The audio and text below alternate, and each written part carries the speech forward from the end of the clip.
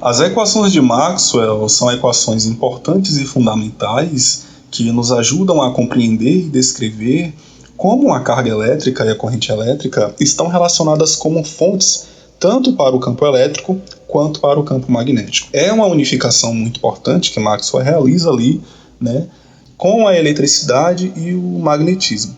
De antemão, essa primeira equação na qual iremos descrever é a lei de Gauss, ok, para o campo elétrico, que vai relacionar o campo elétrico com a carga elétrica, ou melhor, reescrevendo essa carga elétrica, nós podemos escrevê-la em torno da densidade de carga. Então, tem uma integral de volume do lado direito da equação. A segunda equação é a equação de Gauss para o campo magnético, na qual iremos discutir o seu significado físico na sua forma diferencial posteriormente. Bom, perceba que as duas primeiras equações são integrais de superfície fechada e essa equação aqui é uma integral de caminho fechado. Tá? Então perceba que eu já estou acrescentando um fator de correção que Maxwell fez, que é essa taxa de variação do fluxo do campo elétrico no tempo, né? O que nos dá ali explicações mais completas em relação a fenômenos físicos observados. Posso reescrever a corrente elétrica em termos da densidade de corrente, dessa forma, né? Uma integral de superfície, taxa de variação do fluxo do campo elétrico num tempo. Ok, beleza. A quarta equação na qual iremos escrever aqui é a equação de Faraday-Lins, né? Então perceba que é uma integral de caminho fechado também, é dl menos taxa de variação do fluxo, né, do campo magnético, né, no tempo. Então é uma equação que relaciona ali o campo elétrico com a taxa de variação do fluxo do campo magnético.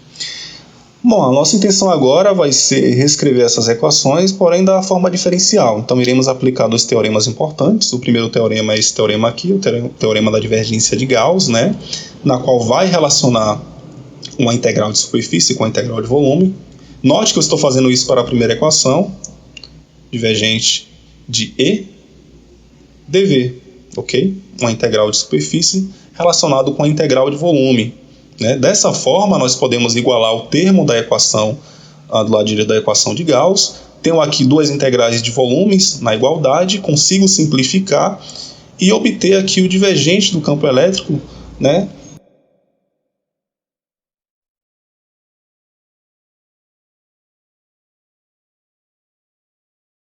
Perceba que o divergente do campo elétrico me dá a fonte. A fonte do campo elétrico nada mais é do que a carga elétrica. Então, a carga elétrica gera o campo elétrico. É um significado físico importante dessa primeira equação de Maxwell. Bom, vamos fazer o mesmo agora, né, para a segunda equação de Gauss, né, para o campo magnético. Vou aplicar também o teorema de Gauss, do teorema da divergência, aplicando aqui, né, isso aqui é igual a zero. Da mesma forma, eu tenho um divergente do campo magnético, é igual a zero, o que nos mostra que não há cargas magnéticas, não há fontes magnéticas isoladas, ou seja, não há monopolos magnéticos, né? Se você observar, por exemplo, uma superfície fechada na qual passa linhas de campo magnético, você vai perceber que as linhas que entram são as mesmas linhas que saem. O divergente do campo magnético ser nulo implica que não há, de fato, monopolos magnéticos e até hoje na natureza, de fato, não encontramos nenhum monopolo magnéticos. Bom, o que vamos fazer agora é aplicar o teorema de Stokes, né, que é o teorema do rotacional. Então vamos fazer isso agora para a equação de Maxwell-Ampère, na qual esse teorema faz uma associação muito direta de uma integral de caminho com uma integral de superfície. Dessa vez o que vai aparecer aqui é o rotacional, né? Então vamos aplicar aqui o rotacional do campo magnético, tá?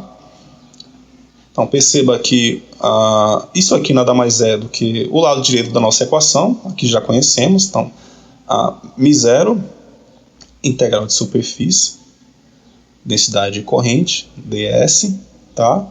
Mais ds mais, bom, esse termo aqui eu posso reescrever dessa forma, perceba, posso escrever dessa forma, né? Porque o fluxo do campo elétrico é EdS, tá bom? Então, integral de superfície também. Tenho integrais de superfície em ambos lados da equação, posso simplificar, né? Bom, então, o rotacional do campo magnético, μ0, densidade de corrente, mais ε0, μ0, taxa de variação do campo elétrico no tempo. Essa equação de Maxwell é uma equação importante que faz uma relação direta, né, com o campo elétrico e o campo magnético. Então, o campo magnético está associado ao campo elétrico de tal forma que a taxa de variação do campo elétrico gera também um campo magnético. Bom, vamos agora observar essa última equação, tá? Agora a equação de Faraday-Lins.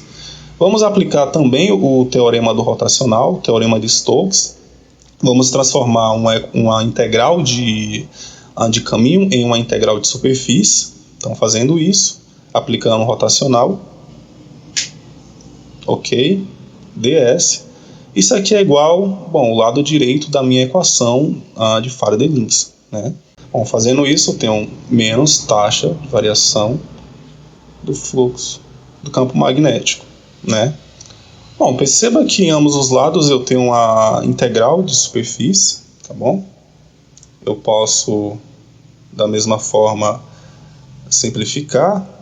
E aqui eu caio na forma diferencial, tá bom? O rotacional do campo elétrico é igual a menos a taxa de variação do campo magnético no tempo. Perceba que essa equação é importante, nos dá um significado físico importante, nos mostra que a taxa de variação do campo magnético no tempo gera um campo elétrico, né? Numerando as equações, tem uma primeira equação, segunda equação, terceira equação, quarta equação, ok? Reescrevendo aqui, ficar mais organizado, temos a primeira equação, divergente de E é igual a ρ sobre ε0. Temos a segunda equação, divergente de B é igual a zero, né? Não existe monopólos magnéticos. Rotacional de E é igual a menos a taxa de variação do campo magnético no tempo. Rotacional de B é igual a μ0, ε0, taxa de variação do campo elétrico no tempo, μ0, densidade de corrente. Bom, primeira equação. A fonte do campo elétrico é a densidade de carga. Nós sabemos que a densidade de carga está associada à própria carga elétrica. Então, a fonte do campo elétrico é a carga elétrica. Segunda equação. O divergente do campo magnético é nulo, ou seja, não há fontes magnéticas singulares na natureza, não há monopólos magnéticos, e de fato nunca foi encontrado até o dia atual. Terceira equação. A taxa de variação do campo magnético gera um campo elétrico. A quarta equação. A taxa de variação do campo elétrico também é responsável por gerar um campo magnético. O que iremos fazer agora é observar essas equações no vácuo, tá? Por que iremos fazer isso? Para extrair uma condição muito importante, né, em relação às equações de Maxwell. Será que podemos compreender essas equações como ondas eletromagnéticas? É isso que iremos ver agora.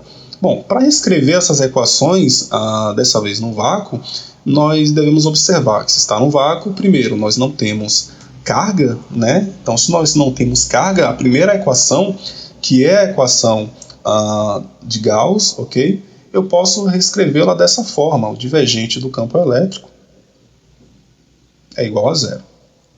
Não tem carga. Bom, a segunda equação não muda nada, tá? Divergente de B do campo magnético é zero. A terceira equação também não muda nada. O rotacional do campo elétrico é menos a taxa de variação do campo magnético no tempo. Bom, a quarta equação, perceba que, como eu não tenho carga, eu não tenho uma densidade de corrente, né? Então eu não preciso colocar.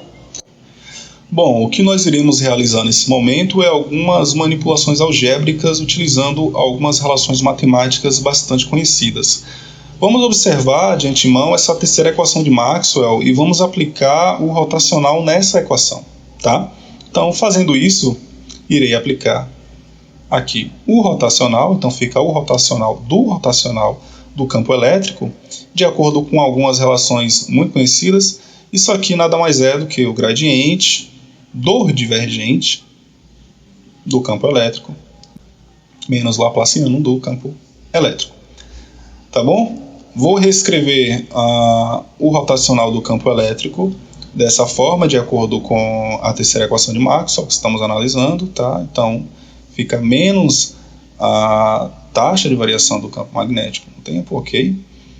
O divergente de E é nulo, porque estamos analisando as equações de Maxwell no vácuo, e sobrou aqui o Laplaciano do lado esquerdo da equação. Bom, o Laplaciano, se nós estivéssemos analisando em coordenadas cartesianas, ele poderia ser escrito dessa forma, tá? Não vamos nos prender aqui ao tipo de coordenadas que estamos analisando. Não vai ser necessário. Então, o Laplaciano, nós poderíamos reescrevê-lo dessa forma se fossem coordenadas cartesianas, ok? Ok. Voltando aqui para a nossa equação, tá? Voltando para a nossa equação,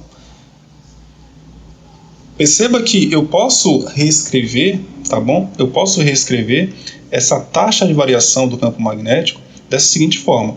Vou colocar aqui o rotacional para dentro, tá? E a diferencial eu tiro para fora, ok? Perceba que isso aqui é μ0, ε0, porque o rotacional de B é μ0, ε0. E essa diferencial, ela fica na segunda ordem, né? Porque perceba que na minha diferencial do rotacional de B, eu já tenho a diferencial do campo elétrico. Então, com isso, eu fico com a diferencial do campo elétrico na segunda ordem. Bom, então, esse termo aqui é esse termo aqui, que se tornou esse termo aqui. Ok? Ok.